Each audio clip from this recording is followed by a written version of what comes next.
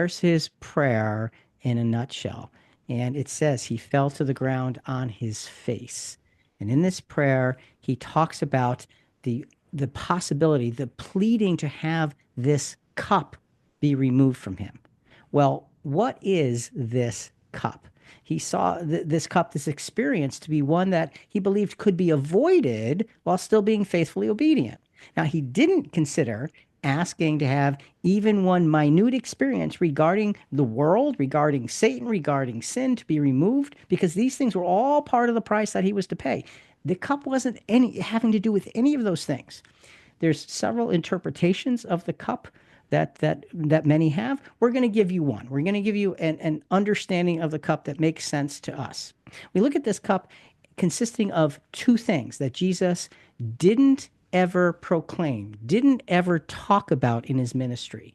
And that's why we think these two things are the cup, because they're things that he didn't talk about to anyone else. The first thing that Jesus had never proclaimed in his ministry to be his destiny is found in Psalm chapter 22, verse 1.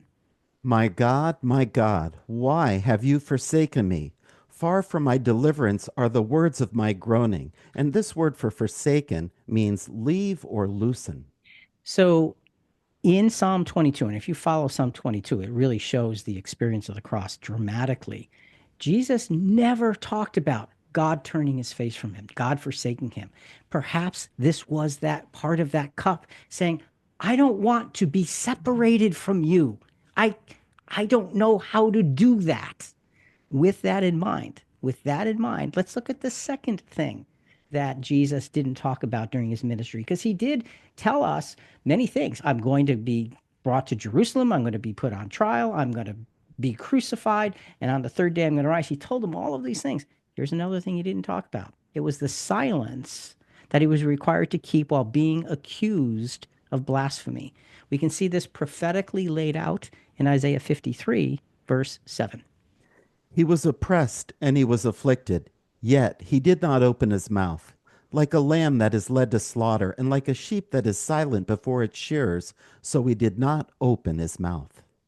So you have this prophecy that talks about the fact that he is utterly silent. And if you've ever seen a sheep being sheared, it is pretty amazing to look at, because you've got this massive amount of wool that they are literally shaving off of that body. And that sheep doesn't move a muscle, it just takes it. It just absorbs what's happening and walks away, and all the wool is gone. And that is the description here. Jesus painted a clear picture of many aspects of the end of his life, but he never brought this silence before his accusers into focus. Now, think about this. Jesus was God's mouthpiece. Remember in his ministry, he said, I say what the Father tells me to say. I do what the Father tells me to do. And yet here he was required to not attach himself, to not defend his Father's good name, his Father's will, his Father's providence, his Father's power. He was required to be silent about it all. It would have been heartbreaking, because he didn't know how not to show his loyalty. So when we look at these things, perhaps this silence was part of his father's the experience of his father turning his face from him.